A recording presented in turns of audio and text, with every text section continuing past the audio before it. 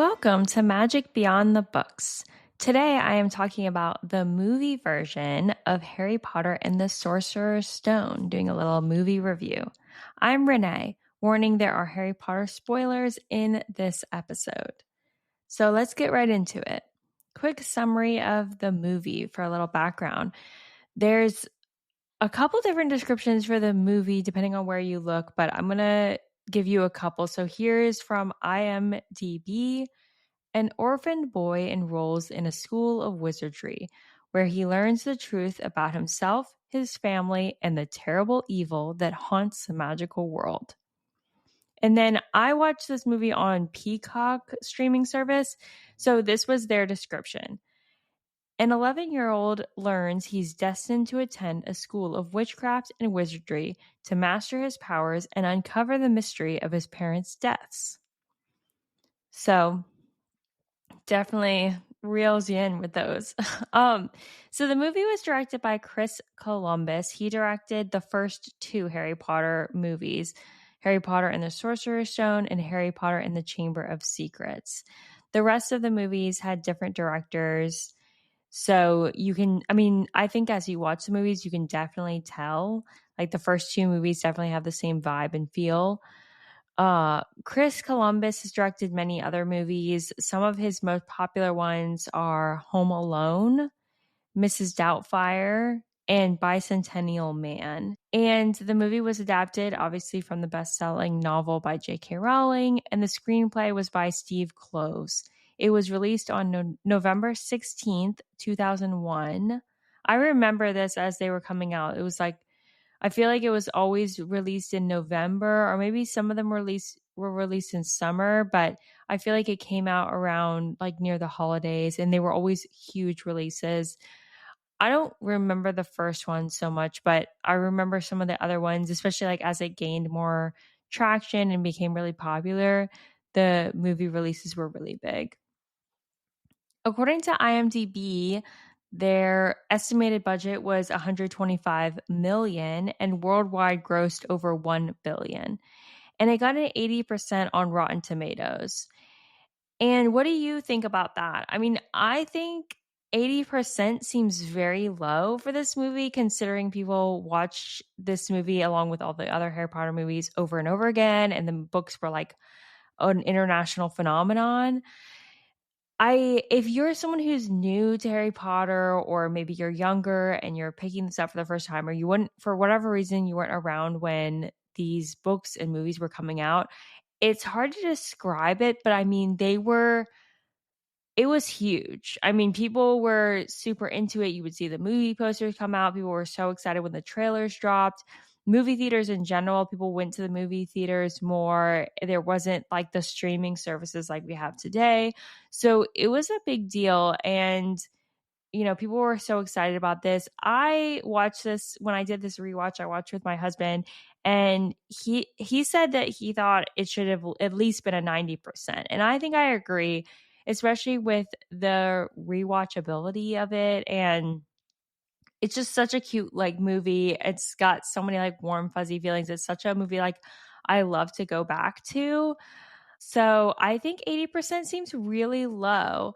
I also was looking at, because this had this rating, it got me curious, like what other movies has Rotten Tomatoes ranked higher? And here's some other movies that I think are arguably worse movies that have better ratings. So the first one, this one's going to be controversial, but Guardians of the Galaxy got a 91%. And I know that's a popular movie, and I know all the Marvel stuff like people love, but I don't know, like it just feels kind of like all these superhero movies, it's kind of a lot of the same thing.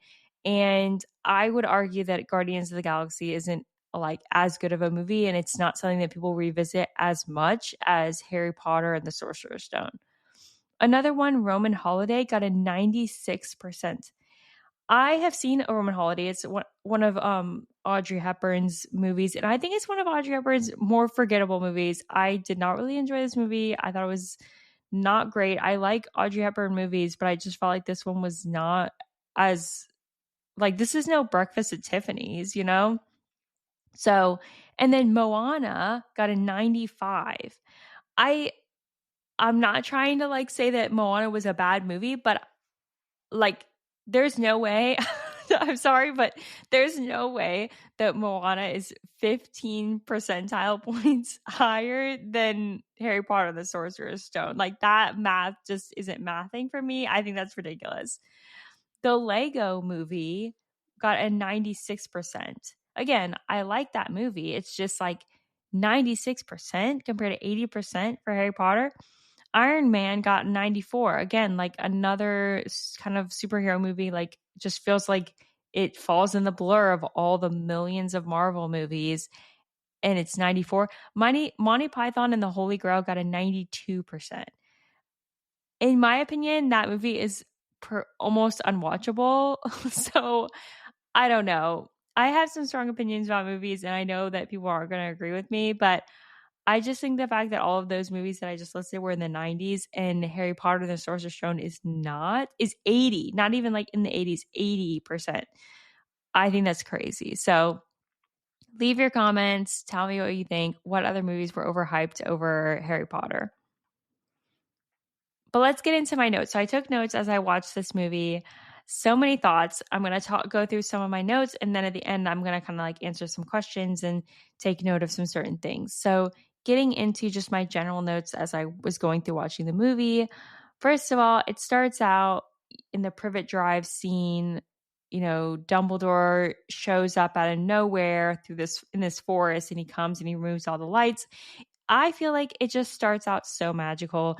The music, the owl on Privet Drive, Dumbledore appearing, everything just gets us into the magic from the very beginning, and I love it. Then in a lot of these early scenes, like with the Dursleys, Harry is put in these oversized clothes, which I really like. That's very canon for the books because it's all supposed to be Dudley's hand-me-downs, and it's all supposed to be oversized and like not fit him. He's supposed to be this skinny, scrawny little boy. And so I love that they put that little detail in the movies. They never really like call attention to it or talk about it, but it's just always there that he's just wearing these like grungy 90s oversized like flannel and shirt and pants. And when he goes to the zoo, he sees, that's one of the early scenes, he's talking to the snake. This was the first time I thought there was just like, it was the Harry sass maybe is the word, or just like funny little lines they kind of throw in here. He looks over at the bred in captivity sign that's next to the snake, and then he goes, "That's me too." Like, you're bred in captivity, Harry. Okay. And then as I was going, I was also realizing, so Peacock definitely is an extended version. So if you have the Peacock streaming service, and you're super into Harry Potter, I would say watch that version over maybe one you can find on like Amazon Prime or any other streaming service, because it is the longer version. It has some extra scenes in it. I tried to write down the scenes from memory, what I think were added scenes compared to like the theatrical release. So one scene, and most of them are just like extended from the scenes that are already there. Like there's a little bit more on the beginning of the scene, or there's a little bit more on the end. So it's not like there's a ton of like crazy extra content, but there is extra stuff. Like the Peacock version was about 2.5 hours long with all the added stuff. So the first scene that I noticed with this was there's this little uniform scene that precedes when Harry gets the Hogwarts letter. So they show Dudley wearing his Smeltings outfit with the hat and the cane and the whole thing, which is a big part of like the book where he has his cane and they're looking at his outfit. So they're looking at his outfit, admiring that. And then Petunia has Harry's school uniform in the pot on the stove, and she's stirring it, and he talks about it looking like bits of old elephant skin. That's all part of the book. And then it kind of scrolls down from there, and then we get into like them sitting at the table in the morning. So I think when the theatrical version, like the main version that came out, you just jump into like them having breakfast, and it just looks like Petunia's like stirring something on the pot, like she's cooking something. But it's funny because that's actually like his clothes in there that she's like dyeing. What else? Another scene that it looked like they added was when after Harry's getting all these letters and then the owls are like sneaking them into different places. There's a scene where Petunia is cracking eggs. She has this carton of eggs and she's cracking them. And inside each of them, there's no egg whatsoever. And it's just like an empty shell with letters inside of them, and each one has a letter. And that was another scene that they took straight from the books that isn't in like the main movie.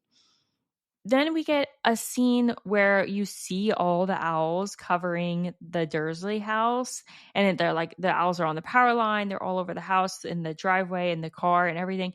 And this got me to wondering how many owls they used for this movie, because I remembered like later scenes have a lot of owls as well, like owl posts and things. So then this got me down a rabbit hole of owls used in the movie, and then also other animals used in the movie. So let's just get into it. I called this Owl Breakdown. So I got this information from humanehollywood.org if you want to look it up, and I can share a link on our Instagram. But this whole article seemed to be them really trying to give the impression that like no animals were harmed or in any way just put in any uncomfortable situations when they were used during the film. So definitely doesn't seem like any animals were abused for the filming. But actually less owls than I thought were used to film. So there was 16 owls were used for this film in the for Harry Potter and the Sorcerer's Stone. The owl post seen at Hogwarts included 2 eagles, 7 snowies, 2 tawnies, 2 great greys, and 3 barn owls. Harry's personal owl, Hedwig, was mostly played by a snowy owl named Gizmo, but also played by other snowies, including Casper, Oops, Swoops, Oh-Oh, Elmo, and Bandit. Each working owl had its own perch and a large, comfy space to fly around and stretch, so they weren't like stuck in a tiny cage. Each owl had at least one trainer with them at all times during the filming, and the owls were trained to respond to a whistle sound. And that was their cue to either fly from like point A to point B or to look in a certain direction. And if you go back to the film, you'll notice like a lot of times the owls will be looking or something. So that could be a cue, or it could be them. There's a lot of like flying scenes as well. For added safety, an invisible safety line was attached to the birds that did have like flying scenes. So for the A to B, like flying from point A to point B action, an owl would fly between 2 trainers. So they'd start with the trainer 1 and then fly to trainer 2, and they would, and again, the invisible safety line, and then they got rewarded with food for once they got to the second trainer. For some of the flying sequences, the trainer would just hold a perched owl on their arm in front of a wind machine, and then they would just shoot that and then make it look like the owl was flying. So sometimes they are actually flying. Sometimes they're just flapping their wing, like there's just wind and they're just like standing on a perch. For the scenes at the train station, so you see there's a lot of like students will have owls in cages, like kind of propped haphazardly on their luggage cart. For those scenes, the cages were bolted down to the luggage carts, and some of those owls were fake stuffed animals. For the scene at the Dursleys, which I referenced earlier, that caught me on this whole rabbit hole or owl hole, there were where there's like all the birds on their house and everything. Most of those owls were either fake stuffed animals or CGI. Only a handful of those owls were actually real owls. And another thing that the article wanted to note was the owls did not carry any of the packages. Deliveries were tied to a light little plastic harness that wrapped around the bird's body, and it was wrapped super carefully so it didn't ruffle any of their feathers or get in the way of anything. And then the mail got released by the trainer who pulled a cord to drop it. So the owls weren't trained or burdened with like carrying the packages. An interesting thing is a barn owl named Winnie was the one that carried Harry's Nimbus 2000 broomstick. But obviously, like that would be a lot to carry, or even like with the weight of the bird to like have a broom. So they just made a hollow paper broom that was lighter than like a normal owl's prey. So interesting, because that was a big scene. I remember that, like the owl dropping the broomstick. This article also went into the other animals. So I'll get into my next part, which is the cat breakdown. So Mrs. Norris was played by 3 Maine Coons, Maximus, Alanus, and Cornelius to look unkempt, like Mrs. Norris kind of looks like a little unkempt. The cats wore a collar with matted fake fur, and then their coat was also spiked with non-toxic hair gel to make them look a little like rough. And then if you do watch the movie, you'll see like Mrs. Norris has red eyes, which are that's also canon for the books, I think. The red eyes were a CGI, so the cat didn't have to like wear contacts or anything. And then the cat that plays McGonagall, that was a tabby named Mrs. P. Head, like Mrs. and then the letter P and then dot and then head. For the scenes in the castles, the cats had heated floors, so their paws would be nice and like their paws and their bums would be comfortable. And the trainers used treats and buzzer sounds that were used to cue the cats. So the owls had the whistles and the treats, and the cats also had treats and a buzzer sound. Let's get into other animals. So Fang is Hagrid's dog that he keeps in his cabin, separate from Fluffy, the three-headed dog. So Fang was played by 4 Neapolitan Mastiffs. Their names are Hugo, Vito, Bella, and Bully. Bully was actually rescued from a junkyard by one of the trainers, and that trainer later actually adopted Bully as a pet. Scabbers, Ron's rat, was played by 12 different real rats and then a fake mechanical one. Like the scene on the train when Harry and Ron are riding and they're like, they have all the candy. And then there's a scene where Scabbers has the candy box over his head. Most of that was a mechanical rat used. And then they had like a little bit played by one of the real rats, and the trainer like pulled the box off. And then Trevor, the toad, Neville's toad, was played by 4 different toads. I don't have their names though.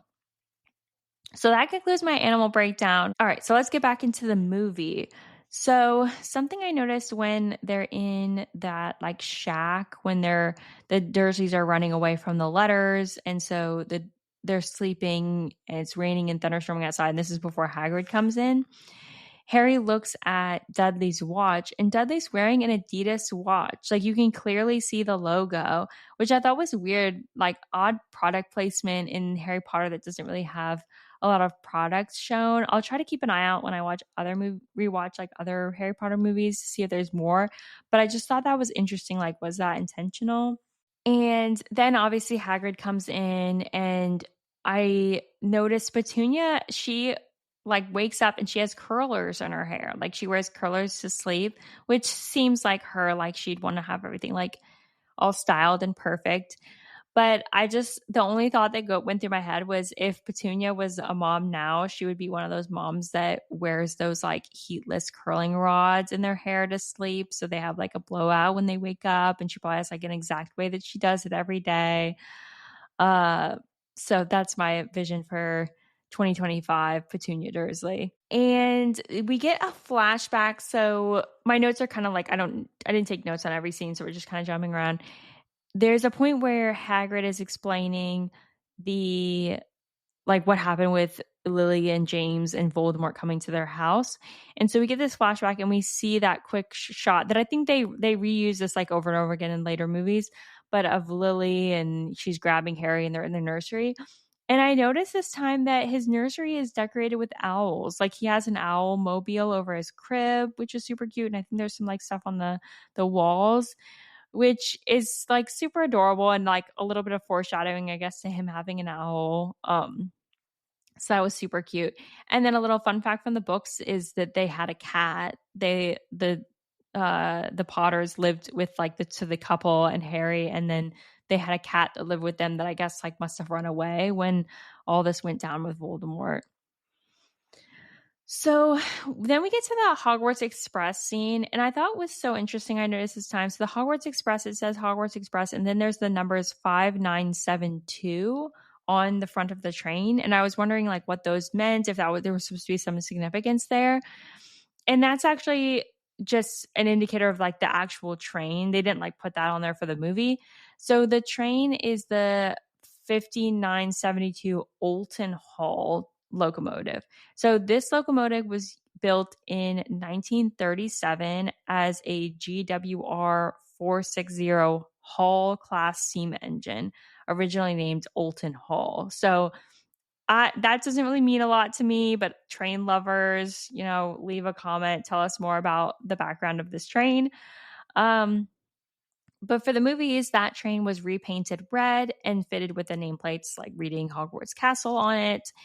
And currently, that train is on static display in the Harry Potter Museum at the Warner Brothers studio in Leavesden, if you want to see it. And then you'll have to look back at the movie. This cracked me up. So when they get to Hogwarts and Dumbledore is doing his little like opening feast speech, and he's talking about the Forbidden Forest and the third floor corridor and all the places that they're forbidden to go. And he says that they can't go unless they like want to die an uncertain, like a certain death or something like that along those lines. And Harry, all the students are just listening to this. And then Harry makes this face of like disgust and confusion. Like, what the heck is this place? It's so funny. Go back, check it out. It's like a little couple second shot of just his reaction to Dumbledore saying that. And something else I realized during this scene, so they're at the feast and they're doing the sorting hat scene. And it seems like Chris Columbus likes to use these shots where they like there'll be people talking or like there'll be a central person that's the point of like interest in the shot, and he'll do this slow like circular pan around them. He uses it here in the sorting hat scene. If you look at Harry Potter, he's sitting on the stool with the sorting hat, and then the camera's kind of like slowly going around behind his body, and you're seeing him like different sides of his face, and then you're seeing the teacher's table in the background. He uses it again when Harry and Firenze are in the forest and they're having about their little conversation. It does a slow like pan around the back of Firenze. So check out those.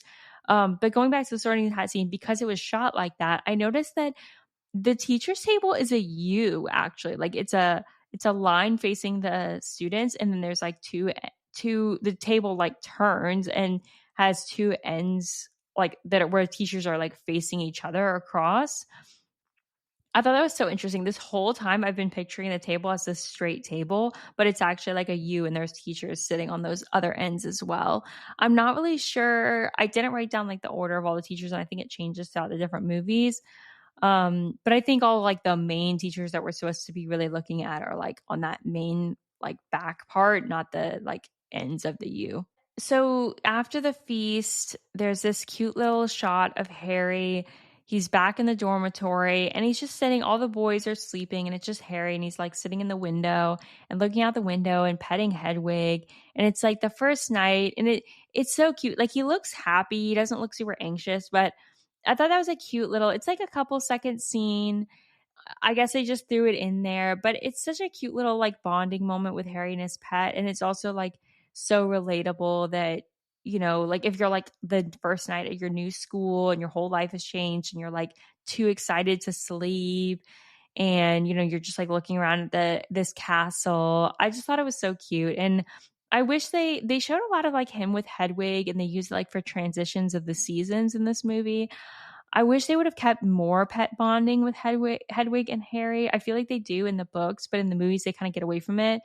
But I think that made like Hedwig's death at the end super emotional, because you kind of like, she was always there, and there's these little like bonding moments like thrown in throughout the movies or throughout the books. Whereas the movies, they don't really like show. I feel like Hedwig, I'll have to like do a rewatch, but I feel like they kind of get away from these like cute like moments of Harry and Hedwig. Okay, another added scene that looks like the potion class got extended for the Peacock version. So in the original version, I remember like Snape is kind of taunting Harry about like not knowing the answers to his questions in this first potion class, and he's like, clearly fame is in everything. But then the scene gets extended in this version. So then Harry says, okay, we get the Harry sass, so we get so much in the books. But he says, clearly Hermione knows. Why aren't you asking her? And then Snape walks over and like crouches down in front of him in the class and talks directly to him, listing off like the answers to his questions and things, and then yelling at the class to like they should be taking notes. And then he takes a couple points off of Gryffindor. So there's a little like added scene there in that Peacock version, extended part of the potions class. Okay. Then I jotted down. So when Harry has his first Quidditch lesson, and McGonagall catches him flying, and then she takes him to Quirrell's class to go get Oliver Wood out of class. And you get this like brief view into Quirrell teaching, which is interesting because you never, I don't, the movie never like shows their actual classes with Quirrell. Like they don't show Harry in class. So this is how we're getting like a little bit blip of like him as a teacher. But the thing that gets me every time I see this movie is the magical creature that Quirrell is holding while he's teaching this class is an iguana, like just a regular iguana, like he's holding on his arm. And it's just so funny to me. Like, I don't know, are iguanas exotic to other people? In Florida, they're just pests. Like, they are in people's yards and people like shoot them with air guns. Like, they're just like an annoyance, a thing that like just come around, like lizards or squirrels are just like in people's yards. I guess other places people get like deer in their yards or rabbits. So it's just so funny to me that like they could have put anything. They could have put any fake creature, any like magical creature. They couldn't have even like not had a magical creature in his arms, but they chose to put an iguana in his arms. It seems so random to me. I don't know. What do you guys think? After the weird iguana scene, we get another added scene after the troll scene. So Harry and Ron and Hermione take down the troll, and then they're walking out. This, I think, I don't remember this, so I'm pretty sure that Peacock added this. They're walking out after the troll,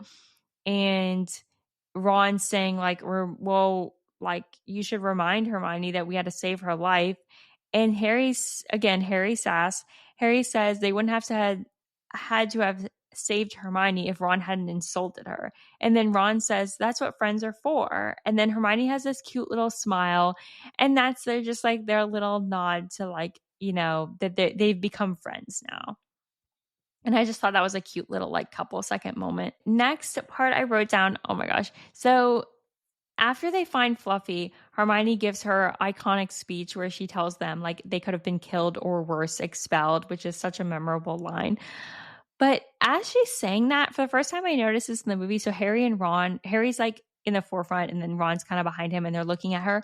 What is wrong with Ron's face? In this movie, like in this scene, it looks like he's half asleep. His eyelids are like half closed, like he looks super out of it. I don't know if that was like a long filming day or what, but someone tell me I'm not the only one that noticed that he looks like he's falling asleep while she's telling them this little speech. And then of course Harry learns to play Quidditch with Oliver Wood, showing him all the like Quidditch balls and the bat and everything. And I just had to like make a note that this is Oliver Wood's little black sweater turtleneck moment that I feel like is so memorable. They just make him so adorable in this film and in the Quidditch scenes. And then we get into Christmas. I love Harry's red sweater moment. They have him wear this cute little red sweater when he goes to see the Mirror of Erised for the first time and then brings back Ron. And then they actually bring the same red sweater back for the ending scene with the Sorcerer's Stone and when he finds Quirrell and everything. So I thought that was interesting. I guess he's like always wearing this red sweater when he sees the Mirror of Erised. I don't know if that was like something about they felt like that brought him out more in the mirror shots. But it's such a cute little like sweater moment, and it's like a Christmassy color. There's an added scene for the Peacock version. So after he sees the mirror, then it shows Harry. He's like sitting on a table by the fire away from where the Weasleys are playing chess and hanging out. And Ron comes over and he tries to get him to come play chess or do anything. And he says that he thinks there's just something not right about the mirror. And that seems like really short. And again, like it's kind of re-emphasizing what we get in other scenes. So I get why it was cut. But Harry in that scene is wearing like a blue sweater with an H on it that matches. It's like the Weasley sweaters. It obviously came from Molly. And I thought that was cute and interesting. And it shows like that he got a sweater from her. In the books, his sweater is green to match his eyes. But I guess in the movies, his eyes are blue. So they give him a blue sweater. Also in the books, his sweater was the only one that didn't have a letter on it. And the Weasley twins joke that he didn't get a letter because Molly assumes that he knows his first name, whereas all the others get, like F for Fred, G for George, Ron gets an R. So I think it's funny because I like see all these. It's like when you see Harry Potter merch, you see the Harry Potter sweater with an H on it, but actually his sweater didn't have anything on it. Another scene that Peacock added was there's a little blip, like, or again, it's like an extended scene. The students are studying. Hermione's scolding Ron for playing with his little, like, frog cards instead of studying. And then Neville comes hopping in because Draco had done a leg locker curse on him. And the trio, like, tells him to stand up for himself. And then they discover Nicholas Flamel on Dumbledore's chocolate frog card. And then that's what prompts them to then go to the library. And that's when Hermione plops down the book and says, like, I've been looking in the wrong section. So that scene, I thought that was interesting. They had that little scene that like they added back to the Peacock version. That is how they do find out. Like that's canon for the books. That's how they do find out about Nicholas Flamel is they read it on a chocolate frog card. It's on Dumbledore's talking about how Dumbledore did alchemy with him. And then something I noticed in this rewatch, just in general, like I talked about sweaters earlier, I feel like they put the kids in sweaters a lot, especially the boys. Like when they're not wearing school uniforms, I noticed it seems like they put them all in sweaters. Like Malfoy's wearing a sweater. They have Oliver Wood in a sweater. Harry and Ron both are wearing sweaters when they meet Norbert the dragon. So they just had a little sweater moments, which I guess is like helping us with the whole like change of season and then it's like Christmas time and winter. Then I think there was a little added part to the detention. They have them coming out of the castle and Filch is complaining about how the old punishments had died and they used to hang them by their thumbs in the dungeons before, like a little bit before they get to Hagrid's. I think they added that little, like it's like a couple seconds. Then the iconic chess scene we get, I was wondering about this and I found that International Master Jeremy Silman was consulted for the film and he's the one that actually organized how the game would work out where Ron would have to sacrifice himself. And I guess you get a little bit, but like we don't get like the full chess match because they kind of jump around. And I think you're not really seeing the full board too, because like I think I don't know that much about chess, but I think they make it out like it makes it seem like Harry could have sacrificed himself for like what it could have gone down a different way. But apparently the game was a lot longer and there were parts cut from the film that make it like not make as much sense. But I did find an article. If you're super interested in chess, I'll share it on our Instagram where it kind of explains the whole game. So like Jeremy actually like worked it all out. So it makes sense following all the chess rules of the game and like making it where like Ron's only choice was to sacrifice himself. So I thought that was interesting that they kind of worked that out. And that, I mean, to be clear, that's still the same. That's still canon for the book. Like Ron was always going to sacrifice himself, but in the book, it's not like they lay out the entire game. So they still had to come up with like how this would work out and how visually, like where to put the pieces. And then a couple last notes about the movie. One thing is at the very end, Voldemort is like the two faces with Quirrell. Voldemort Quirrell is talking to Harry about his parents, and he says that if Harry would join him, he can bring his parents back, which I thought was such a weird thing. I mean, maybe they're just trying to show that like Voldemort's a liar and like he's a bad guy. I just thought that was like really like an odd line to have in the end there. Like I feel like they could have said something like, "Don't you want to be reunited with your parents? I can kill you," something like that. But yeah, and then my last note from going through the movie was just that the ending is so adorable. At Hogsmeade Station, you have this cute moment with Hagrid and with the trio, and it's so sweet. And Harry says, "I'm not going home, not really." And that's how they leave us at the end of this movie. It's just like, I feel like I get so much warm, fuzzy feelings of watching this movie again. And it's just, the kids are so cute. So, this ending and like, it's so sentimental and the music is so good that it gives you that happy, warm, like familiar feeling. And scenes like that make me reminded of like why people love to rewatch these movies, especially around the holidays. It just feels like such a like comforting movie. Okay, let's get into my questions and answers, kind of reacting to the movie. So, first, just general, what did I love and hate about it? So, love. As I mentioned, the kids are adorable. They're so young. I love them in these first two movies when they're so young and their like reactions are so cute.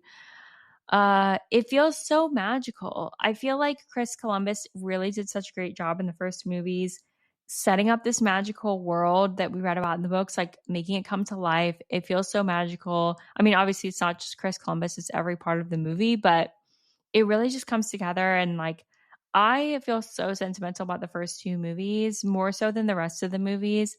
I feel like that's an unpopular opinion, but I love the initial movies. They're just so cute, so magical, so like sentimental feeling. I also love the castle. We get a lot of interior shots of different hallways, the portraits, the moving staircases, them in different classes. Even when Harry gets out of the hospital wing at the end and Ron and Hermione are waiting on this little balcony, we just get a lot of like castle shots inside and even the like CGI outside of the castle look around this movie, and I just love it. I love the like feel of this castle and all the different places they shot. And I feel like we kind of get away from the magic and the castle and all of that in the later films. So that's something that I do appreciate about this film. I also love all the little happy, cute moments that they give, like the trio with them talking and laughing together, smiling to each other. It's so cute. And I know they use that in later flashbacks in the later movies. Another thing I love about this movie, and I love about the second movie as well, is I think Richard Harris, who plays Dumbledore in the first two films, was great. I think he was such a good Dumbledore. I personally think he was better than the Michael Gambon Dumbledore.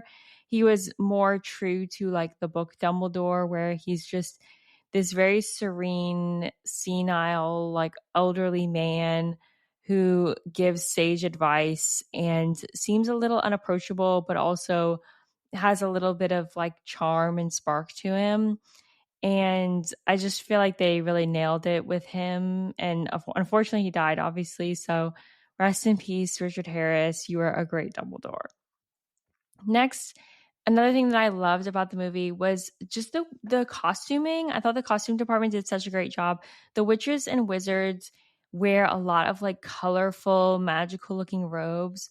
A good place to see this is when Harry first goes to Diagon Alley. It's so clear that they've left the Muggle London and gone into the magical world. And then you can like see all the teachers during the school year wearing all these robes, and then the students, they wear uniforms often. You see them in their like black uniforms with the little black hat. It all feels very true to the books. And then even though when they're like, and then when they're not wearing their uniforms, they're wearing very simple like sweaters and like khaki pants, and it's not very like distracting. Um, but yeah, I just feel like the magical robes and the costuming was great. It really makes you feel like this is a magical world and they dress differently and they're not muggles. Now let's get into the things that I put as hate. Maybe hate's a strong word, but the things I didn't like so much about this movie. The first thing that always irks me, and I feel like no one brings this up, is the happy birthday Harry cake that Hagrid gives him. It's spelled Happee and then Birthdae, Harry. I just like Hagrid isn't illiterate. This always like is so cringe for me. It's like Hagrid isn't an idiot. Like he can spell. I know it's canon for the books where he says he doesn't know how to spell Voldemort, but like Voldemort is a lot different than happy birthday. Like come on, like he went to school. It just always feels such a dig on Hagrid in such a sweet moment where he's getting Harry a cake. So I kind of hate it. Also, the animation in the movie is a little bit rough. Obviously, you know, this is an old movie and the animation is not that bad for the time, but it definitely like watching it now, like the Quidditch scenes or Neville when he's on the broom, the parts where the people are like animated CGI is, I mean, you can definitely tell. The scene where the trio goes, they go to ask Hagrid about how he got the dragon, and you see the three, and then you like it switches between a shot of the three kids and then of Hagrid. And the shot with the three kids is like clearly green screen. It looks like so weird. And it's just so like a little bit cringe now watching it. But, you know, again, like this was the time and they're working with kids and stuff. So, next question. This is a rewatch. When did I first see the film? And do I have any memories from seeing it for the first time? These movies came out. So, this movie came out in November 2001. I was a young child at the time, and I honestly don't have that many vivid memories of like specifically watching it. I can't remember if I watched this before I started reading the books or if I read the books first. I think that I watched the first movie and then started reading the books, if I remember correctly. Because I was still pretty young when this came out. So I was like early elementary school when this movie came out. And I just remember this being a very scary movie. Like I would have nightmares about this movie. And it's not that I didn't like it, but just like there's a lot of scenes that are pretty scary for like a young child. So I like for specifically the Voldemort in the movie just scared me. Like the Voldemort in the Forbidden Forest scene when he's like floating around in the flashback of Lily and James's death, when he's just this cloaked figure like walking towards their house and breaking into their house. Those scenes really scared me. And then the library forbidden section scene where Harry has the lamp and then like he opens a book and the book starts screaming at him. That whole scene was so creepy and scary and hard to watch as a young child. That my early memories are definitely just that of like being scared by the movie and like having parts. Not that I didn't like it, like I said, but that it was scary. Discuss favorite parts of the movie and explain. So I kind of broke this up into like favorite aspects or scenes, favorite character, favorite quote, and favorite actor performance.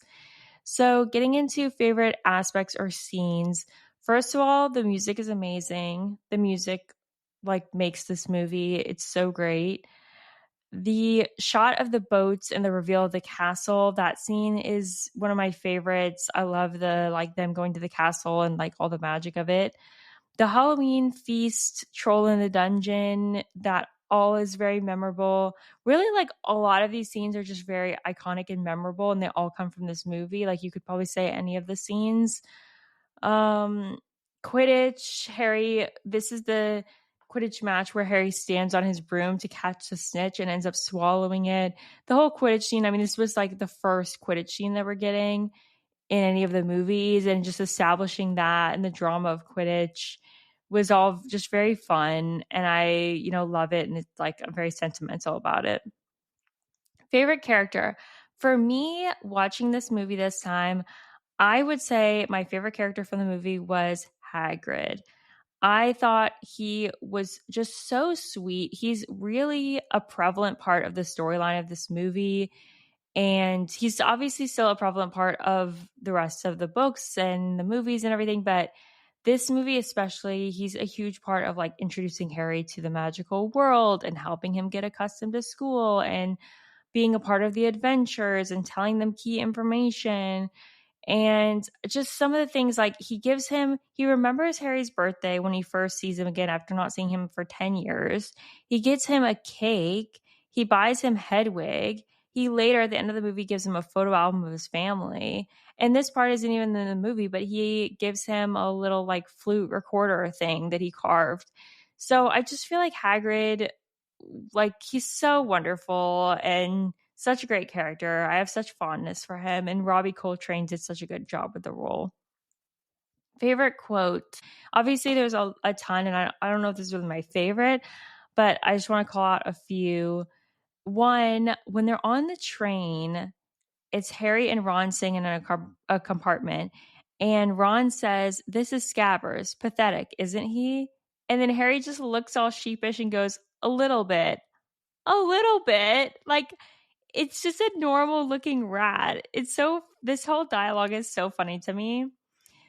So wanted to call that out. And then later when they're in the like chambers that are leading to the Sorcerer's Stone and they go through the Devil's Snare, Ron says, "Lucky we didn't panic."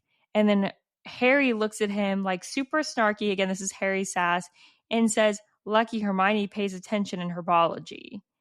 It's so funny. They're little like quips to each other. There's a lot of good ones, but those are some funny like Ron Harry dialogue that I thought was great from the movie.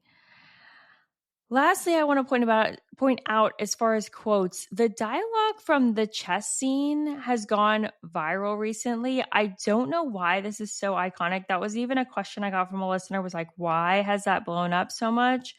I honestly don't know. It seems like people have now, like, there's people making TikToks about it, and it's like made this resurface, and people make like shirts. And it's this whole thing, this one little random scene, this random dialogue of them in the chess match. And even if you haven't seen Harry Potter, I'm sure you've seen this like dialogue memed, and even Jimmy Fallon made like a video with this dialogue. So it's so funny. I'll read it off to you, but it's basically when Ron tells the others that he's going to have to sacrifice himself in the chess match.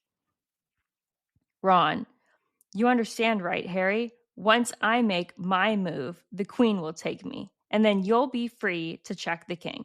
Harry, no, Ron, no. Hermione, what is it? Harry, he's going to sacrifice himself. Hermione, no, Ron, you can't. There must be another way. Ron, do you want to stop Snape or not? Harry, it's you that has to go on. I know it. Not me, not Hermione, you. I don't know why it's so viral, but it's definitely a memorable little section of dialogue, and they're so dramatic. Lastly, I will talk about my of these favorite section. I'll talk about my favorite actor performance. I don't know if I really have a favorite. Obviously, there were so many great performances, but I called out a couple people that stood out to me in this rewatch.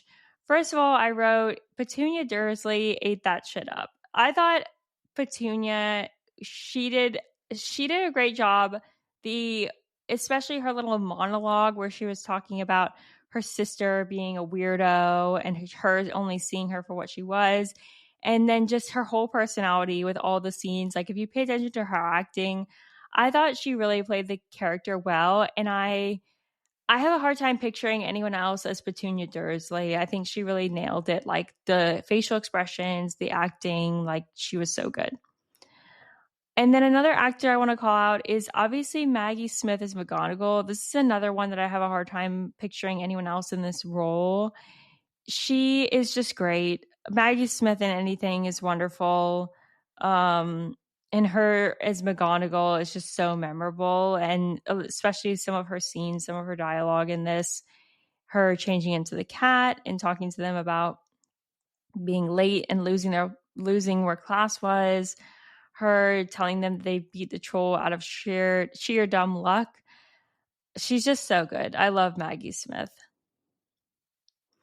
All right, the next big question is this a Christmas movie? Is this a Halloween movie? It seems like there's a big debate. A lot of people are rewatching these movies around this time of year.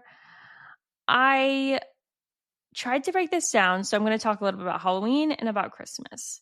So first of all, Halloween. The actual Halloween section of the film goes from about 1 hour, 11 minutes to 1 hour, 17 minutes. It's about 8 minutes long of the actual Halloween, starting from the Halloween feast where we see the jack-o'-lanterns to the end of the troll in the dungeon, troll in the bathroom scene. That said, I feel like the whole movie has a lot of Halloween feel. Like when I watched this movie in this rewatch, I told my husband, like, we need to check if this is a Halloween movie or a Christmas movie. And we get the little scene in the intro, and it's like Harry, everyone in the world will know his name and whatever. And then light goes on. And then you see the like Harry Potter and the Sorcerer's Stone logo comes up, and there's dark clouds and lightning. And the minute that came up, we were like 5 minutes into the movie. My husband shouts out Halloween movie. And I feel like I kind of agree with him. And then he goes on to list a bunch of instances that make it a Halloween movie. But and I'll go kind of go through those, but I definitely think like the overall film, even though the Halloween movie or the Halloween part of the movie is only about 8 minutes, I feel like the whole film, there's just a lot of like Halloween spooky magical feel, more so than I think Christmas, but I'll talk about Christmas next. So let's stick on Halloween for now.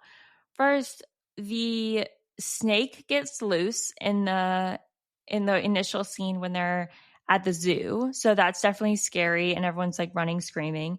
And this got us onto this thought of like how many times does the crowd run and scream? And it actually happens a lot. So when they're running from the loose snake, the crowd runs and screams. When Hagrid enters the shack, all the Dursleys scream and run around.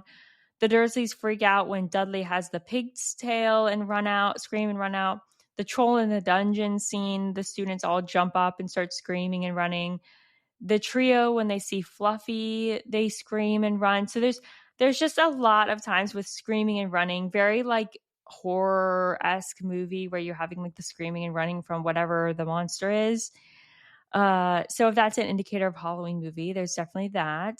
There's a lot of use of lightning, not just the logo, the movie logo at the beginning, but I noticed like Hagrid breaking into the shack when they're with the Dursleys and Harry are staying there.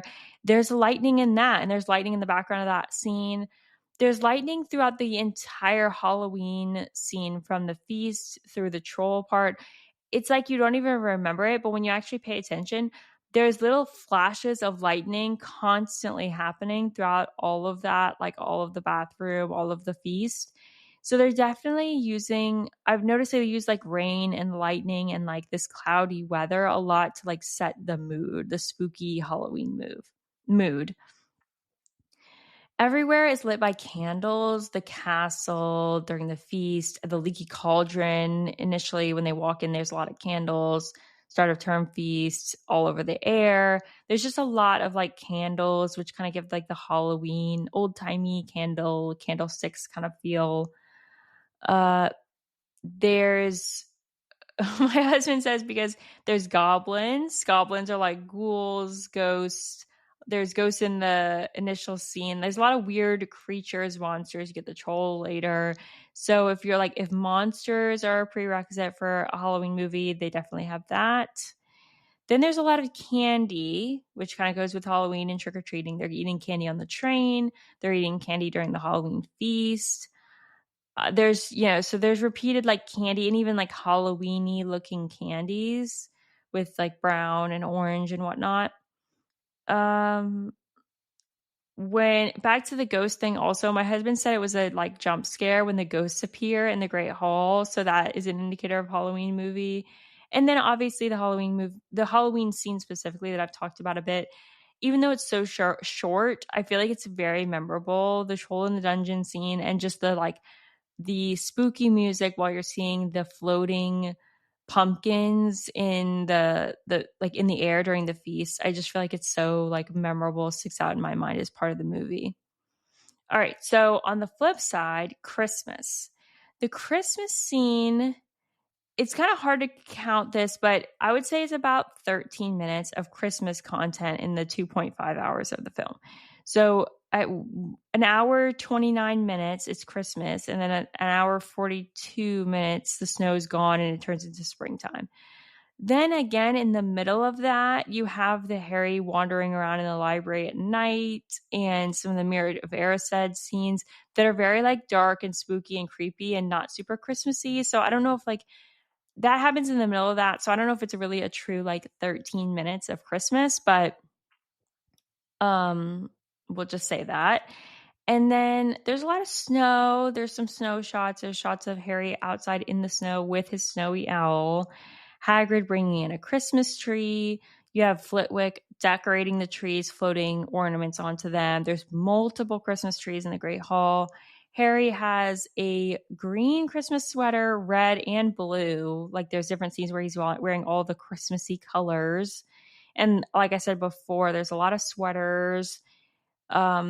There's a scene of waking up on Christmas morning and opening presents, and there's hanging out and having fun with family, like the Weasleys hanging out playing chess in the movie. There's definitely Christmas scenes. All that said, I would say overall, I would call this a Halloween movie. It feels very Halloween to me. It feels more Halloween than Christmas, but not saying anything against watching it on Christmas. If you watch it on Christmas every year with your family, like, more power to you. Okay, let's get a little bit into comparing the movie to the books. So, do I think that the parts that were changed or cut were good changes? I definitely have mixed feelings. I mean, obviously, I'm very faithful to the books. I think the books are amazing and would love to see like a shot for shot remake of the books. I would say the first and second movies are definitely very, very close to the books. There's not a ton of changes, and a lot of the changes are like relatively minor, I would say. I think where you get into some like crazy changes are when you get to like movie 4, and I'll break that down at some point. But I'll mention a couple things. So, like, I know, and people talk about this kind of stuff all the time, so I'm not trying to like repeat too much what other people say, but obviously, bring back Peeves was my first note. Peeves, the poltergeist, is a big part of all the movies, and I think you got to kind of introduce him at the beginning, even though he's not a huge, huge part of the first movie book. He still, I think, needs to be introduced as a character so you can continue to use him, because normally, like, they're thinking that Peeves must have let the troll in, and Peeves was part of them finding Fluffy. So he's kind of always like intertwined with the plot. Include Neville more in the story. He is actually with the trio when they find Fluffy, and he was also supposed to be in detention with them. So I would say, especially knowing where Neville's character goes in the end, I would say keep like including him a little bit more. And even the leg locker curse they added that back.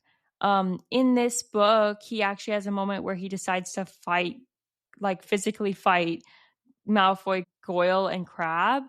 So I think, like, he has some strong moments and some glimmers of showing that he is a Gryffindor and that he's going to have like a big like arc that we kind of like don't get so much of. So I would say just keep Neville as part of the story. If they're making this again, they could put like Neville a little bit more in the story. Harry's extended family should be in the Mirror of Erised. In the book, it's his whole family. It's not just his parents, and they're just kind of in the background. It's not like he engages with all of them, but it would be nice to see like all of his family, not just his mom and dad. The Marauders, so like, Snape and James and Lily and all of that generation should be younger. So for like, if I was redoing this movie, I mean, I think it was all because like Alan Rickman was an amazing Snape, so I'm not trying to say anything against that, but they should be a lot younger. Like, they're supposed to be in their 30s when Harry's going to Hogwarts. Okay, this is a big moment that's different from the movies and the books and this actually comes back in a later one, but Devil's Snare doesn't relax the hold on you when you relax.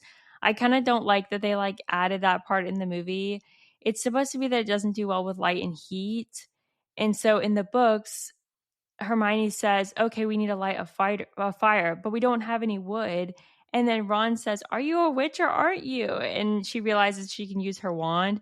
I thought that was a cute and funny enough moment. I don't really know why they needed to like change it. And I think it's kind of cool to see, like, again, with the Hermione not being good at chess, with Hermione, not working as well under pressure. Like, you can have these characters be complex, like where Hermione's smart, but also sometimes struggles or isn't like naturally good at everything, or that Ron can be intelligent and good at things but also be funny, and like, keep the complexity of the characters and keep these little like cute different moments, not just like Hermione's smart so she has to be smart in every single occasion.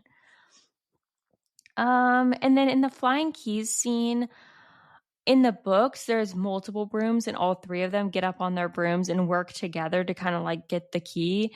So they kind of show a little bit of the teamwork with it, but it would have been fun to see them all on the brooms. And obviously, like, that's like more logistically difficult, but that's a little change they could do. Some other small changes, if I was directing the film, what I would do differently is include in the final Sorcerer's Stone, where you're going through all like these phases of like the flying keys and the chessboard, it would be good to see, even if it's just very quick, show Quirrell's and Snape's protection as well, because Quirrell provided a troll and Snape provided the potions riddle in the book. And they didn't show that, but they talked about how Quirrell and Snape were involved with the protecting the stone, but then they never show it. So it's kind of like weird. It's weird that like a big part of the plot is Snape being part of protecting the stone, but then you never get like any indication that he actually did. I don't know if that was supposed to like add to the mystery or make us think that Snape might be a villain. I don't know, but it would have been good to see that. And another small thing is when they go to Gringotts, it would have been cool to see the little like Gringotts entrance like warning. They have that in the book, and I think it's so interesting because obviously it comes back when Harry, Ron, and Hermione rob Gringotts in book 7. But there's in the book, they have this little warning at Gringotts about not stealing. And I thought it's just this like fun little thing. This is what it is. Enter stranger, but take heed of what awaits the sin of greed. For those who take but do not earn must pay most dearly in their turn. So if you seek beneath our floors a treasure that was never yours, thief, you have been warned. Beware of finding more than treasure there. And then another thing I would change about the movie is making it clear that the Sorting Hat isn't having this discussion about what house they should be in out loud. I feel like the movies make it out like you can hear it out loud and you're like looking around. It would have been better, I think, to kind of like show a shot that looks like you're inside the hat over their head, kind of like a Ratatouille type thing. Just to show that the hat is having this conversation like secretly with the person. Like they're not announcing out loud their contemplation of what house. I feel like they make it look like, or it's kind of confusing, unclear in the book, in the movie, that Harry isn't just like talking out loud. Like the hat isn't saying out loud, Slytherin would be a good house for everyone to hear. Like that's a private conversation that not everyone knows about. So I think that would have been like a little tweak that just would have made it like a little bit better. But yeah, that completes my notes for rewatching the movie this time. I had a lot of fun rewatching it. If you are rewatching the movie this season, send your comments. Tell me what you think. Tell me what I missed. But otherwise, thanks for joining me on this episode. Don't forget to rate and subscribe to the podcast wherever you're listening. And until then, happy reading, happy listening, and may you never encounter a basilisk.